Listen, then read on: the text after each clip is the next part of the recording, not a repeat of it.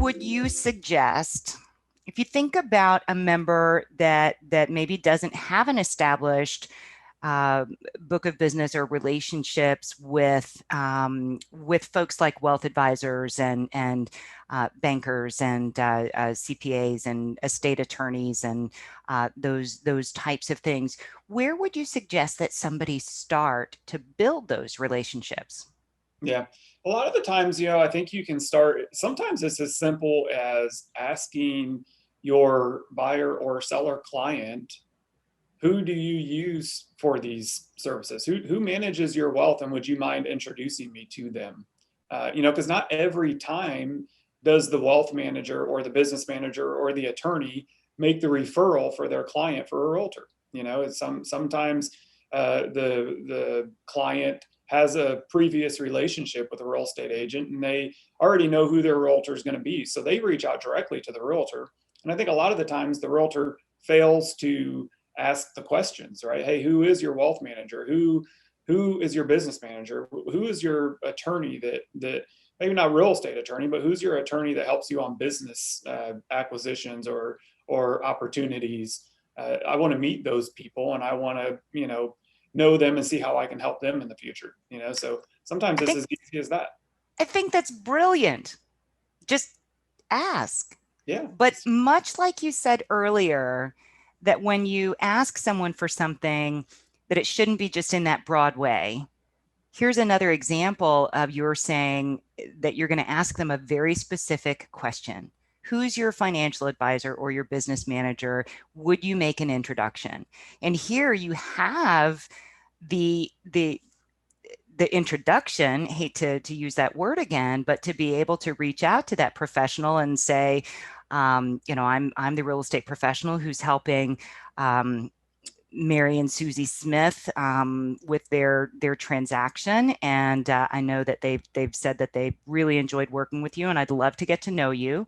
I produce this luxury market report monthly. Would you be interested in getting it?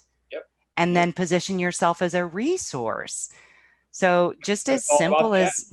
Yeah. yeah, it's It's all simple about the as, ask, and a lot of people right? do not think to do it. But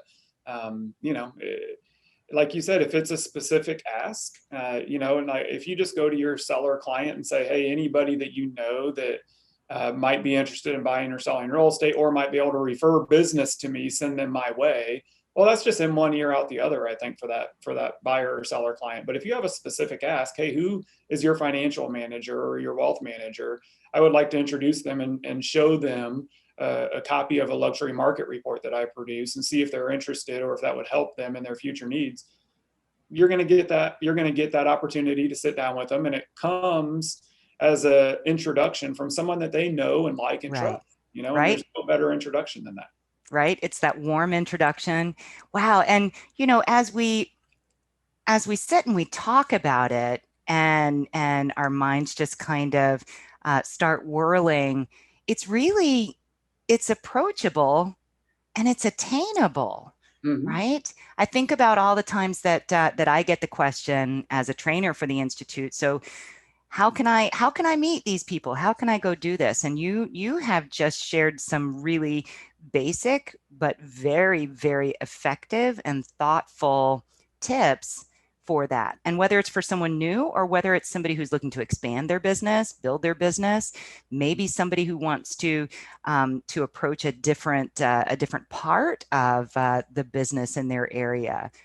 I think those are some great, great ideas. Yeah, yeah, and always, think outside the box. I mean, I'll give you a quick example. In our market, I saw a lot on Lake Norman, which is a large lake just north Right. of Charlotte. It's about 20 miles north of Charlotte, and it's the largest man-made lake in the Carolinas. It has about 520 miles of shoreline, so it's a big lake. And I do a lot of business in a little town called the Peninsula, or called Cornelius. And inside Cornelius is a country club golf course area called the Peninsula. And there's a lot of waterfront houses in the peninsula. And I identified a particular house that I drive by all the time, and there's never anybody there. So I figured, well, it has to be a second owner home. These people it must be a vacation home or a home that they don't use often. So I thought, well, I'm going to do some research on this, find out who owns it, see if I can find somebody that I know in common with them and get some more information. So the house is only a few years old, and turns out I know the builder, the person that built the house. I'm good friends with. That's a whole nother opportunity I think people Right? explore is relationships with custom home builders, because it can be very, very promising.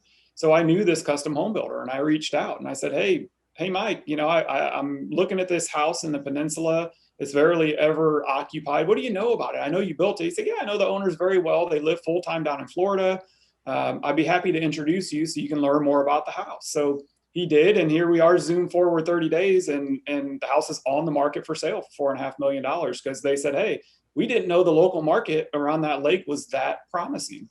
We only use the house once or twice a year, so if we Wow. can sell it and make a profit, we're all about it. So it's just about identifying opportunities, doing the research, doing the work, and finding somebody in common, and having a specific ask. I Yep. could have called that builder and said, do you know anybody that's willing to buy or sell? And he would have said, no, Josh, I'm busy. Thanks for the call. Yep. It would have been over. But I called with a specific ask, and here I am with a listing.